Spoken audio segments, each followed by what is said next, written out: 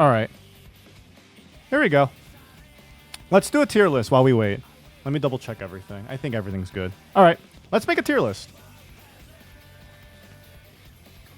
Okay. So this is for palace jobs. Let's change this stuff first. This is what I'm thinking. Let's see. Clears 95% without, wait, with bare minimum. You love tier lists. Well, I'm trying to think of like the way to do it that makes the most sense, because I hate tier lists. I think tier lists are stupid. I honestly do think most of the jobs are super strong. So I'm thinking about setting this up in a way where the strongest job is randomly in the middle, right? So this is how I'm doing it. Bare minimum homework. Bare minimum practice. With bare minimum. I'll just say it like that.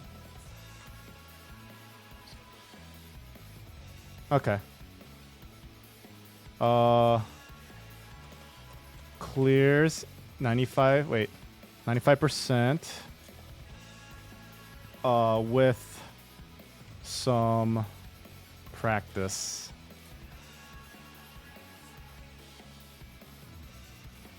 Clears 95% with, wait, but requires lots of homework / tech. Oops. Okay.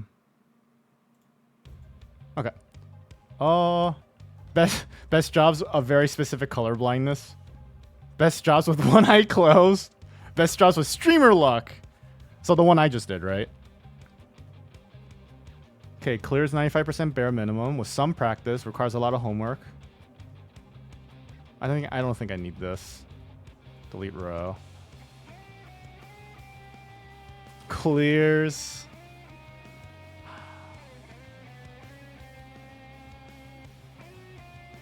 I feel like you can clear Astra like the third of a time if you really went out of your way. You have to like play out of your mind though. I'm gonna say 10%. 10%. 10 to 30% at a time. I'm just gonna say Astro because it's Astro. Yeah, I'm just gonna make it a separate tier. So obvious where Astro's gonna go. Okay. So just because something's at the top doesn't necessarily mean it's the greatest. I really do think every job is super strong and you can get every job super consistent. I really do believe that. That's why I don't like tier lists, because I think it's kind of dumb to like consider some job. Like here, I think the first one here is a really good example of what I'm talking about. I think Scholar's the best job in Palace. Like absolutely the strongest job in Palace, but it's down here. I think I feel like I can clear this job 95% of the time. But it requires so much like extra like homework, extra tech. You have to really know what you can multi-pull. You got to get comfortable with witching lust plays, know how to abuse that stuff, etc., etc. I think Scholar's here, and it seems like it's like because of how tier lists are, it's low. I think this is the best job in Palace, but it takes forever for it to feel like the best job. That's my honest opinion on it. Dark Knight. I think Dark Knight is one of the better tanks. Has a very easy behemoth. I think it's up here. You don't. I think. What do we consider bare minimum? Being able to do landmine plays. Some time management stuff for a tank. I think it's here. I think. Yeah. Black Mage. I think this requires a lot of tech too. It's really hard, but I really do think if you were like super really good at kiting. And really good with palm management, and also getting away with a lot of fights without steal, I think you can clear 95% of the time. Can I do it? I don't think so, but I theoretically, I feel like if I do it constantly, being able to do 180 consistently, yeah. Monk. Monk is here. I think it's either between here and here, but I think Monk. I think it's here. I don't know with how I play Monk. I know where all the traps are, right? So I can walk anywhere I want, but not everyone is Darabon, right? I think if you like play with some idea with traps, it's like here because you need to know at least some of them on the edges. So it feels like here. On top of that, you need to know how to like do fights without steel. You gotta learn the 190 boss too, so actually might be here. Monk has one of the harder 190 bosses along with Black Mage. I think Monk is down here actually. Bard? Bard's definitely here. That behemoth is crazy. Yeah. Ninja? Oh, ninja. It's a melee. It's a melee. Kiting. I think ninja's here. Well, no. The buttons are hard, right? And not everyone's good with, like, Sakuchi kiting. Dark Behemoth is not free, though. It's pretty good. So, like, I'm saying among the tanks, it's the best one for Behemoth. It's still not free, you're right. But I feel like knowing how to do the Behemoth push is a bare minimum thing. That's why it's here. Anyways, Ninja? It's between here and here for me. Ninja is like, there's a lot to learn about it, and that's why it feels like here. Like, I think it requires a little bit of practice, but it's really strong once you fully get it. I think it's here. It's like in between here and there. Because you could argue, like, knowing the ninja buttons is like bare minimum, right? Or it was easier. I mean, they're, if you do them all a specific way, they're all exactly quote-unquote easy, right? In my brain, they're all pretty much the same. So, I'm going to put Ninja there. Gunbreaker. Gunbreaker, I feel like it has a slightly harder Behemoth push, but for the most part, it's fine. Its landmine plays are worse, and it can't do them as often.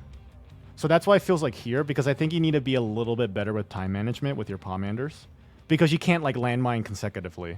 So I think it's actually here. But it's really strong, and I feel like, yep, just like any other job on this list, you can clear 95% of the time. So that's how I feel about it. Sage? Let me think about this. Landmine plays with healer, and knowing how to do things with healer. Time management stuff with healer. I think it's a bare minimum. And I think Sage does it the best. Do I think it's the best healer? I think Scholar's the best healer. I feel like Scholar gets away with so much more than Sage. I think Sage is the easiest entry-level healer. And it feels the strongest, but the better you get at Palace, the more I feel like Scholar's better. Don't you need landmains on yeah, that's why I'm considering it to be bare minimum. Because I feel like if you're doing healer, you're expecting to do landmine plays. So that's why it feels like here. So I'm going to put that there.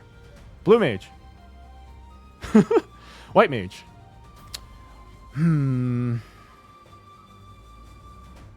me think about this. This one's actually a little bit harder.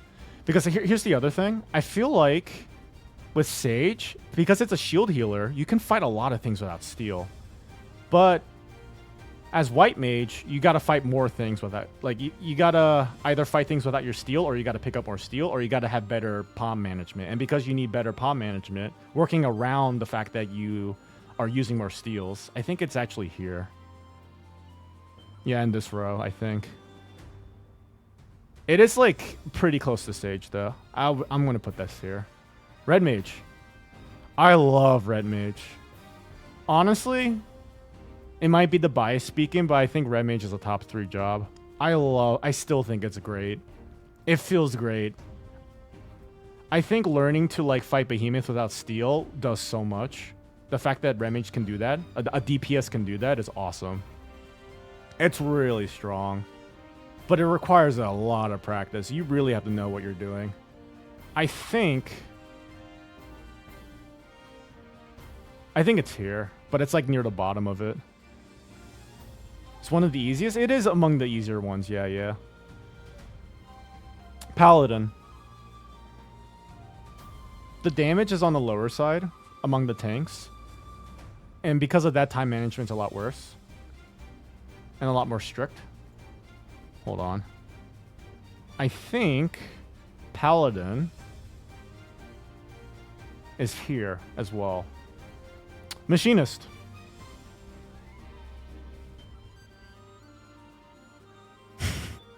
Yeah, it's here.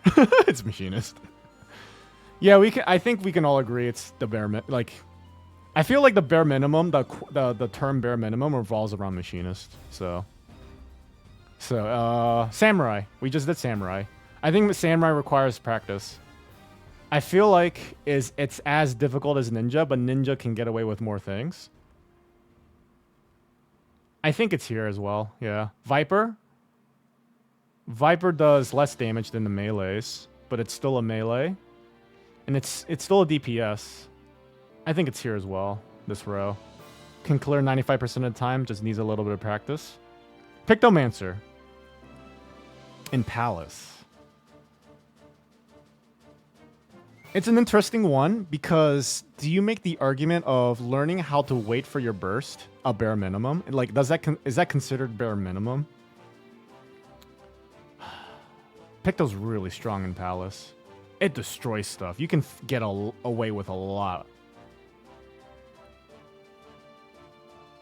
And because you can get away with a lot, like you don't need a steal, you don't have to worry as much about time management. You don't have to worry about palm management with your steal in relation to your steal as much because you can fight. You can just blow things up. Put on a strength and just blow it up. I think it's up here actually. Warrior. I think Warrior is absolutely here. Yeah. I feel like when it comes to the term bare minimum, I think it revolves around Machinist and Warrior. That's how I see it, at least. The only difficult part to pick though is the 190 boss. That is true. That's true. Yes. I still think it's up here though. I think Warrior's up here as well. Reaper. Reaper is a melee. Requires some practice, but it's the tankiest melee. It feels like the tankiest. I would consider learning how to like deal with damage as a melee a bare minimum, and it does it the best. And because it's so strong, you can skip out on steal, so that helps with palm management. I consider it here. Summoner. Summoner's really strong too. It's very similar to Pictomancer, but not as explosive. It's just more consistent damage.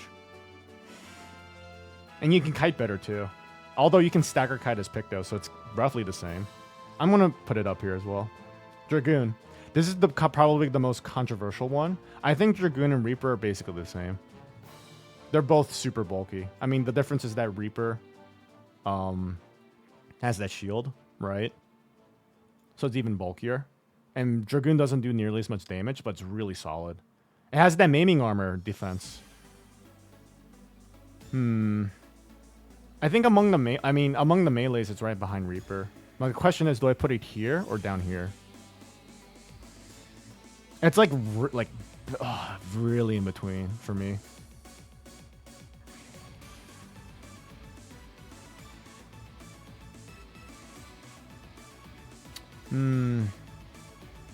What do you guys think? Let's see. 190 boils down to experience. Yeah. So what Elvis said is correct, right? Like that's the only difficult part, but he's not saying that it's impossible or super difficult. He's saying that is the most difficult part. And that doesn't necessarily mean it's like crazy or anything. Like it's still a pretty solid fight, right? You have turn from the walk. Welcome back, Slice. Astro too high, yeah. I'll come back for Dragoon. Dancer. I think Dancer's here. I think ever since the changes in 6.08 or whatever, it's had a consistent behemoth. It takes some practice. I think it's here in this row. Okay, Dragoon. Dragoon's the hard one. Okay, I think the question is it better than... Does it feel as good as Ninja? And the answer is no. I think it's in here. Yeah, okay. All right, cool. It's not in order. Actually, maybe no, I'm not going to put it in order within its each tier. Basically, I think these jobs require the least amount of homework. Like, you can just go in and just go crazy and get your clear. These jobs require more homework, but once you learn everything, not only will you be a better player, but you can clear really consistently with these. These require the most homework. And I really, truly think Scholar's the best job in Palace. But it requires so much homework. Oh my goodness. But here it is. Is there anything I would change? Is there anything anyone else would change?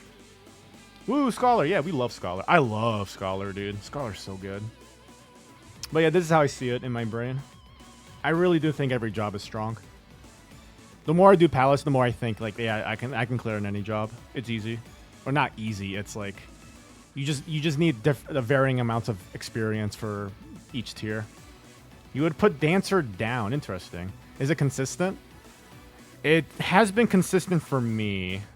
Losing 0.2 because no crits at all. How close did they get with getting the getting Behemoth to 15%? And did they start with the dance? Because some people forget to do the dance, some people forget to do tinctures. Okay, 15.1%. Did they? So they tinctured, right? So oh, you said perfect rotation though, literal perfect rotation. Interesting. Watch the replay. Oh, that's fascinating. I didn't know that. Okay.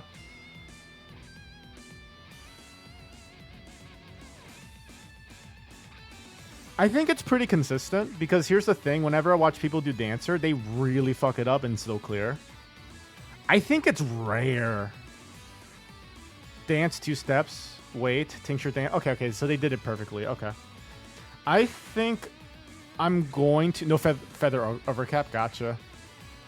I think it's too rare of a situation for that to make Dancer go down. That's how I feel. Hi, SA. Hope you're doing well. We're making a tier list. 5% rare? Yeah, I'll consider that rare. Yeah. If we're clearing 95% of the time, I would include not getting lucky with the Behemoth push, part of that 5%. Yeah, so actually, yeah, with that in mind, yes, it stays here. Hope you're doing well, SA. Hope you're having a good Sunday. We're doing a tier list while we're waiting for Aurora to start. I'm pretty sure Aurora has already started. Yeah, I think it's here. I think it's part of... Because here's the thing. Like, okay, once you get past Behemoth, the rest of the set is pretty easy, right? Because your Fizz range, like... You're probably going to handle a lot of mobs pretty well in the 181 set and the 191 set. So, I think that makes up for it. That really does. No, they're not in order. They're not in order here, SA. They're not in order of, like, whatever. So, how this works is I think every job is super strong, but requires different amounts of homework. So, you know what I really think, SA? I think Scholar's the best job, but it requires the most homework. And it's weird because, like, you think, like, up here means it's the best job, right? But no, I really do think Scholar's the best job in Palace. But it has to be here because it requires so much extra knowledge of the content. Okay, what else would I change? Viper. Viper can barely stay here, I think. Yeah, I'm okay with this list. Yeah, I'm standing by it. This is how it works in my head. I think every job can clear 95% of the time. Anyways. That's my tier list. I'll never make another one ever again because tier lists are stupid. I really do think every job is strong. Play your favorite job, guys. Except Astro. Well, actually, no. Scratch that. Play Astro anyways. If you like Astro, play it. Put it on YouTube? I could.